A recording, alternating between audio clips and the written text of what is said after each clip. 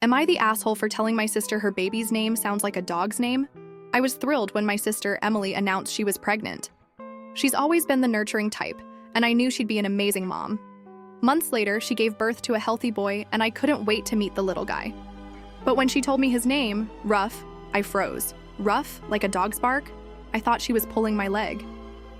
We were on a video call, her face glowing with new mom pride, and I burst out laughing, assuming it was a joke. Ruff, like Ruff Ruff? I said, mimicking a puppy. Her smile vanished. Emily asked why I was laughing, her voice sharp. I tried to backpedal, but the words tumbled out. It sounds like a dog barking. I thought we were sharing a light moment, but her face turned red. She snapped that I was being disrespectful, that Ruff was a name with deep meaning to her and her husband, Tom. Apparently, it's inspired by an obscure video game character they both adore from some retro RPG they played during their early dating days. I didn't know the reference, but I could tell I'd crossed a line. Trying to recover, I said, "Look, it's your kid, name him whatever you want. But people might hear Ruff and think of a dog. Kids can be mean, school could be rough." I meant it as a heads up, not a jab, but Emily wasn't having it. She called me insensitive and hung up. Since then, she's ignored my texts and calls. Even my mom got involved, saying I should have kept my mouth shut. "You don't criticize a new mom's choices," she lectured. Now I'm wondering if I'm the only one who sees this. I get that naming a kid is personal. Emily and Tom spent months picking Ruff, tying it to their shared history. But I can't shake the feeling that this name might set the kid up for teasing.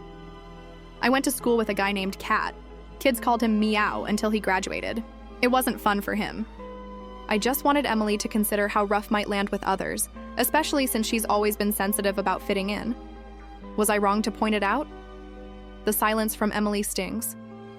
We've always been close, sharing late-night talks and dumb inside jokes. Now every unanswered text feels like a punch. I didn't mean to hurt her, but Ruff? I can't be the only one who hears a dog's name. My mom says I should apologize, but I'm torn. Should I have just smiled and nodded? Or is Emily overreacting? I'm not trying to be a jerk, but I worry about the kid. Imagine roll call. "Ruff, are you here?" Giggles erupt. I just wanted to protect my nephew, not start a family feud.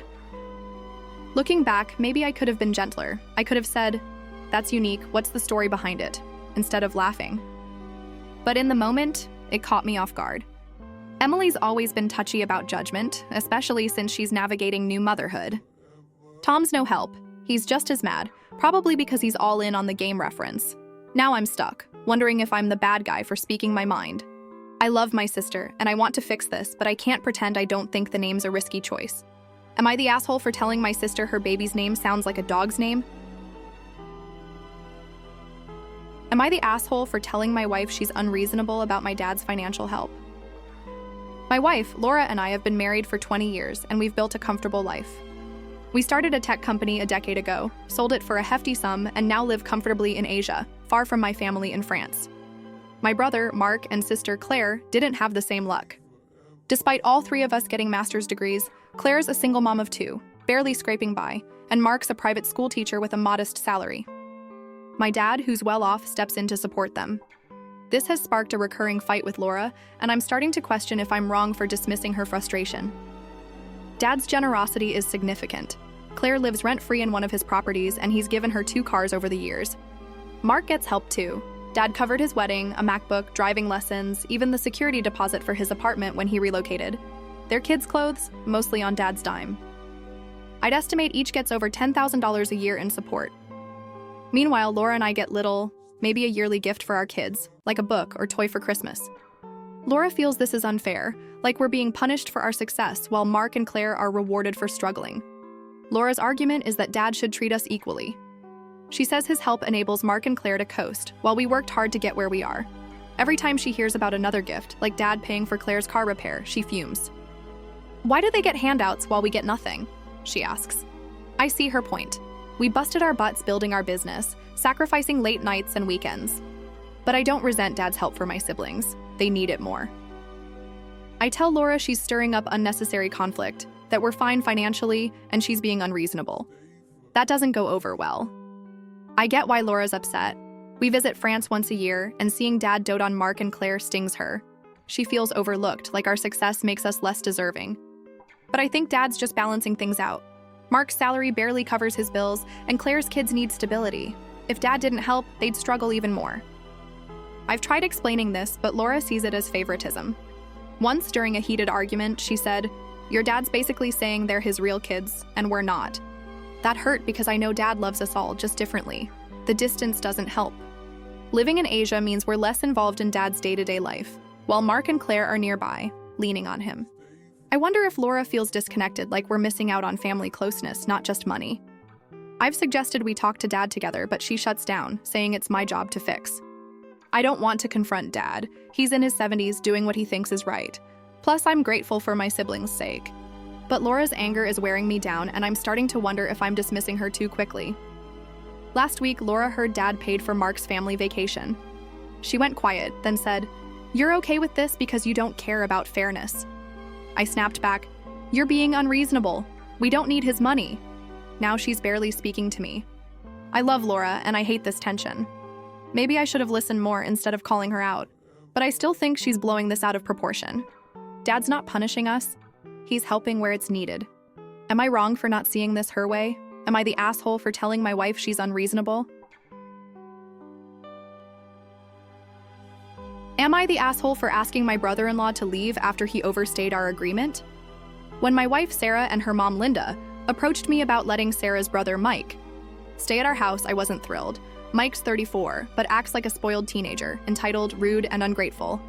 He owes us money from years ago, never repaid, and has disrespected Sarah and me multiple times without apologizing.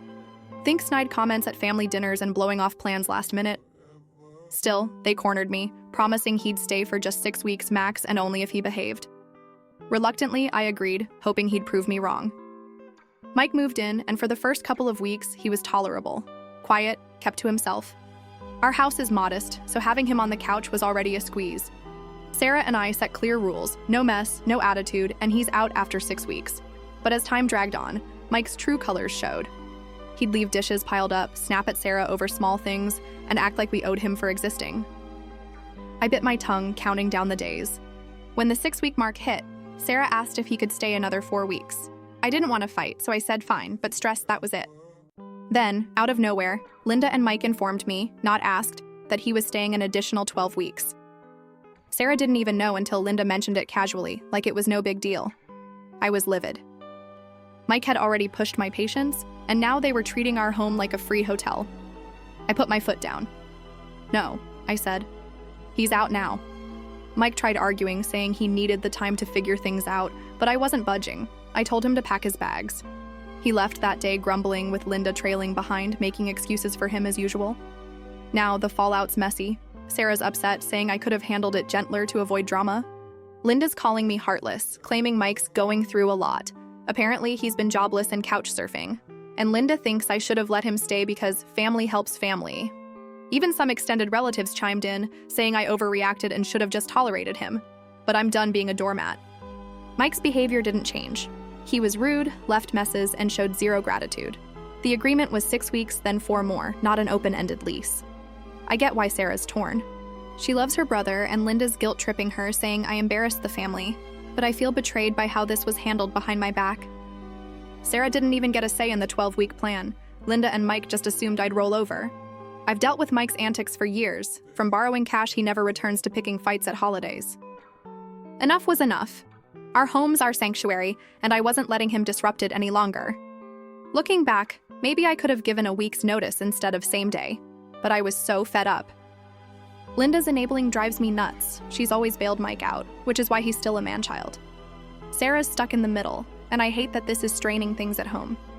But I don't think I'm wrong for enforcing the deal we all agreed to.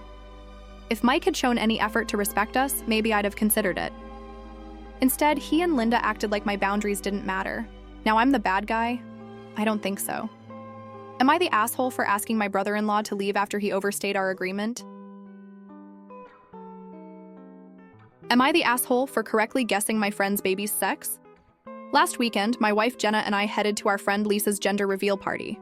Lisa and her husband Dan already have 2 boys, and Jenna mentioned on the drive over that Lisa was really hoping for a girl this time. The party was at their cozy backyard, decked out with pink and blue balloons, and everyone was buzzing with excitement. In the car, Jenna asked me what I thought the baby's sex would be.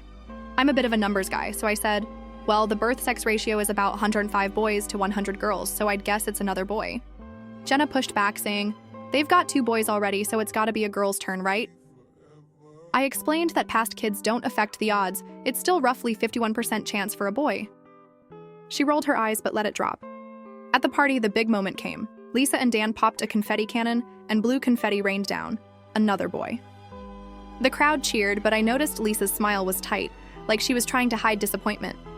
Jenna squeezed her hand, looking just as bummed. I didn't say much, just clapped along and grabbed a cupcake. The rest of the party was fun, games, food, and catching up with friends, but I could tell Lisa was forcing her enthusiasm. Jenna whispered to me that Lisa had her heart set on a girl, even picking out names like Emma and Sophia.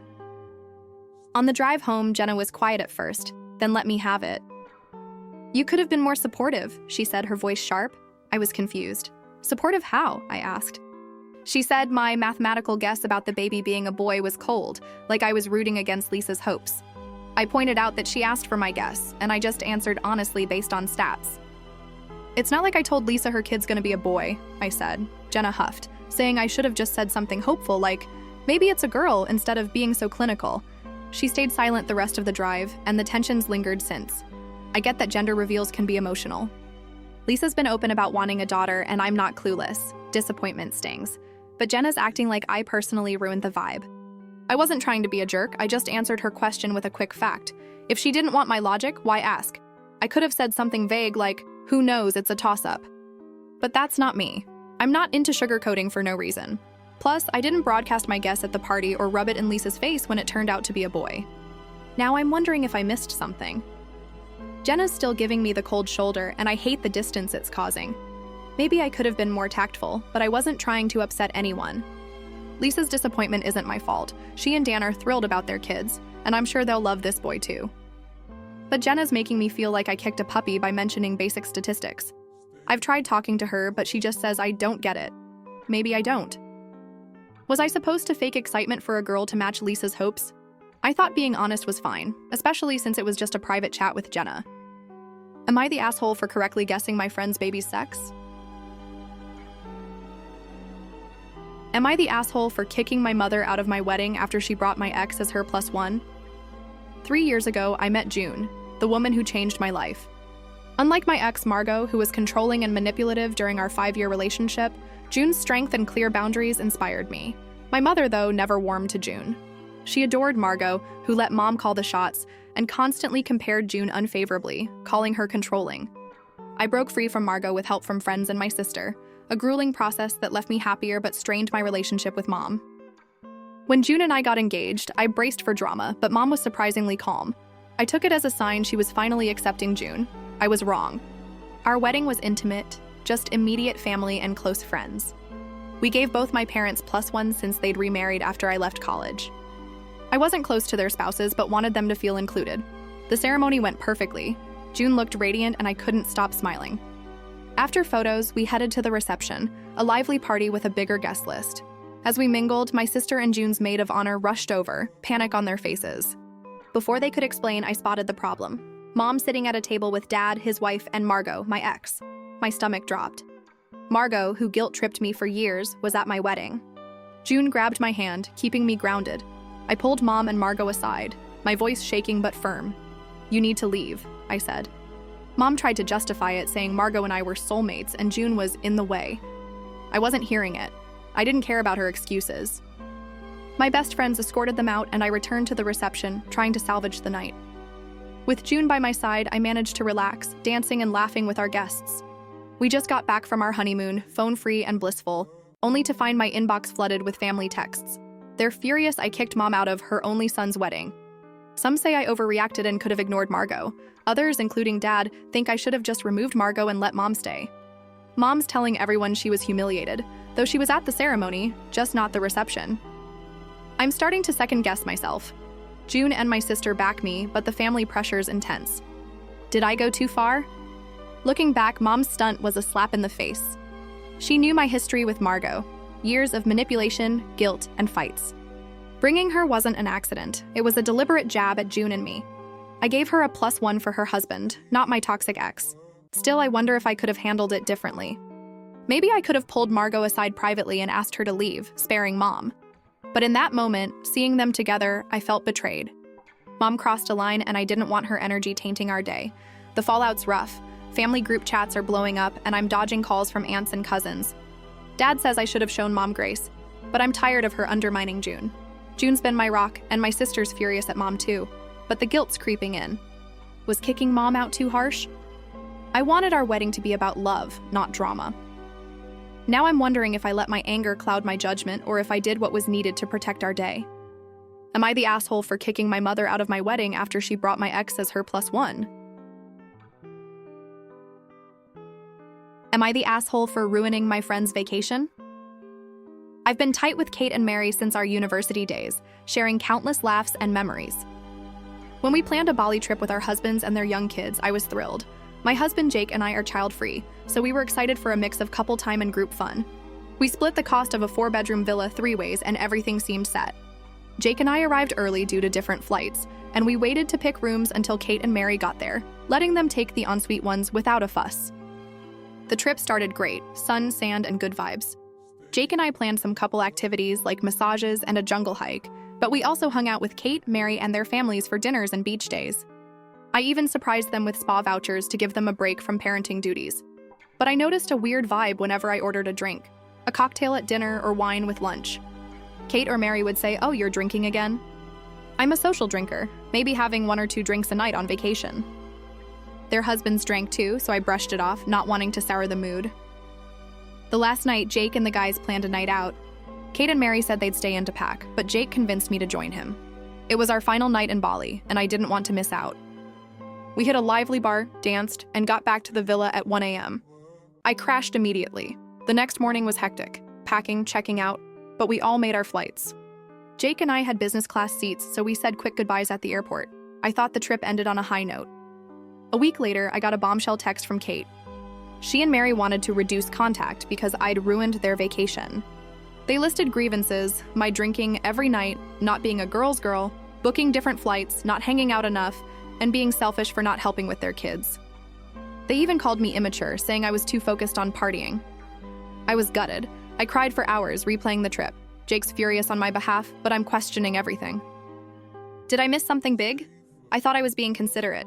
I didn't mind them taking the better rooms, and I paid for their massages to be nice. I spent time with their kids playing on the beach, but I didn't sign up to be a babysitter.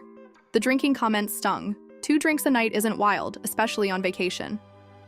Booking different flights was just logistics, not a snub. And not a girl's girl. I planned group dinners and checked in daily. If they wanted more time together, why didn't they say so? I feel blindsided.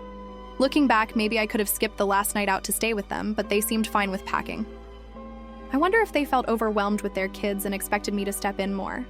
But they never asked, and I thought they wanted family time. Now I'm torn. Should I apologize to keep the peace or stand my ground? Jake says I did nothing wrong, but their text has me doubting myself. I hate that our friendship's on the line over what I thought was a great trip. Were my actions selfish, or are they overreacting? Am I the asshole for ruining my friend's vacation?